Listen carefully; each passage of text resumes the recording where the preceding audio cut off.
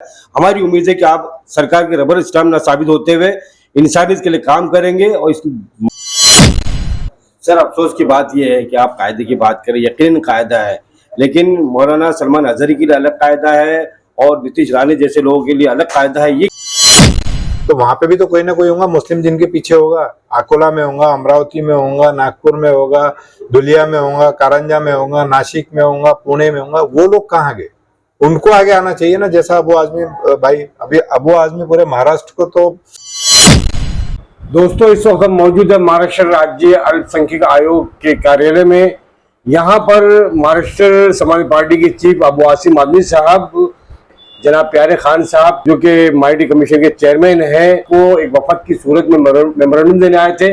इस मेमोरेंडम में उन्होंने महाराष्ट्र के जो हालात है, जहाँ पर जिस तरह से फिरका परस्त अनासिर लगातार मुसलमानों के खिलाफ जहर उगल रहे हैं, हमारी मस्जिदों को, इबादत गाहों को निशाना बनाया जा रहा है, मुसलमानों को चैलेंज किया जा रहा है, जो मुसलमानों के खिलाफ लगातार तकरीरें कर रहे हैं, उनके खिलाफ कोई कार्रवाई नहीं हो रही है। इस बात की शिकायत करने यहाँ पर प्यारे खान साहब के पास जो अबू आसिम आदमी ने मेमोरेंडम दिया है, उन पर आइए हम बात करते हैं प्यारे खान साहब से कि उनका क्या कहना है। ये जानना चाहते हैं आपने कि इसके आगे जो है क्या आपके कदम होंगे, क्या इकदाम होंगे इन फिरका परस्तों के खिलाफ। आप देख रहे हैं आमना सामना मीडिया।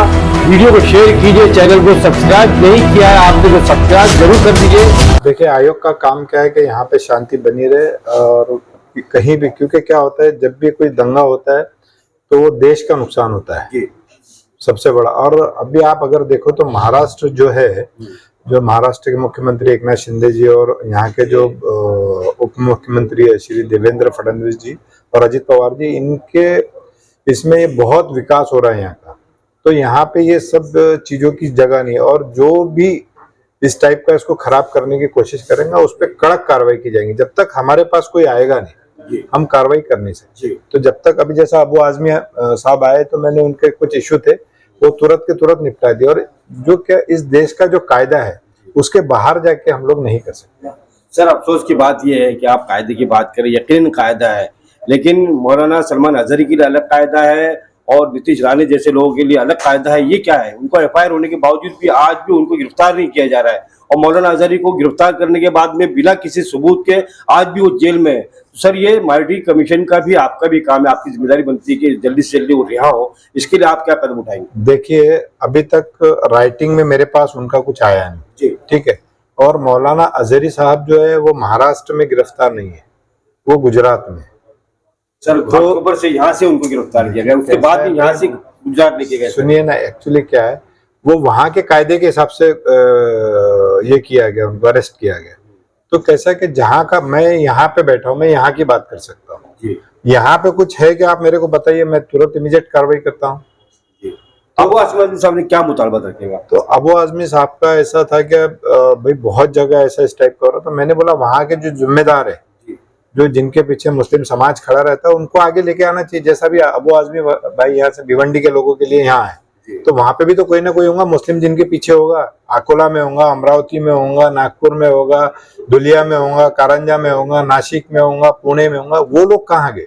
उनको आगे आना चाहिए ना। जैसा अबू आजमी भाई, अभी अबू आजमी पूरे महाराष्ट्र को तो देख नहीं रहे, उनको समाज का दर्द तो है ना। सर, अबू आसिम आदमी साहब तो मुसलमानों के मसाइल पर सिर्फ महाराष्ट्र नहीं पूरे मुल्क की आवाज उठा रहे हैं। और एक चीज ये है कि नागपुर है, अकोला है, जहाँ जाके आपने नाम गिनवाए, ये आम लोग है, इनका अप्रोच आप तक नहीं हो पाता है, वो नहीं आ पाता। अबू आसिम साहब मिल्लत के भी कायद हैं और समाजवादी पार्टी के भी चीफ है यहाँ पर, तो इनके लिए आपसे मिलना बड़ा आसान है। और उन्होंने ये बात रखी है तो मुसलमानों की ही रखी है, कोई जरूरी नहीं कि वहाँ के नुमाइंदा आके बात करे। अबू आसिम साहब आपके सामने बात रख रहे हैं, तो आप जो बात रखी है उसके खिलाफ आपको एक्शन लेना चाहिए, क्योंकि इतनी शिकायत काफी है। देखिए, हमने उनकी बात का पूरा संज्ञान लिया है, पूरा उनसे नोट लिख के लिया है।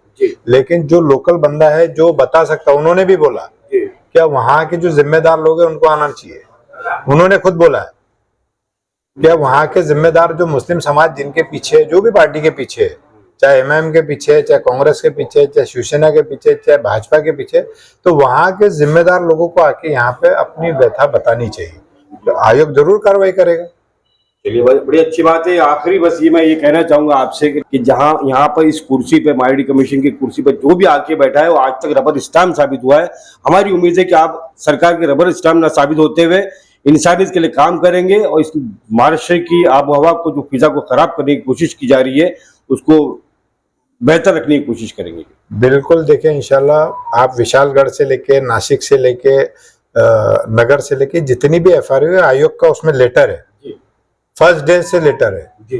तो ये आयोग किसी का रबर स्टैम्प नहीं है, सरकार की निगरानी में रहता है। लेकिन हमारा काम है कि वायलेशन ना हो, ये चीजें खराब ना हो, और इसमें दोनों पक्षों के लोग शामिल रहते हैं। एक ताली कभी एक हाथ से बजती नहीं है।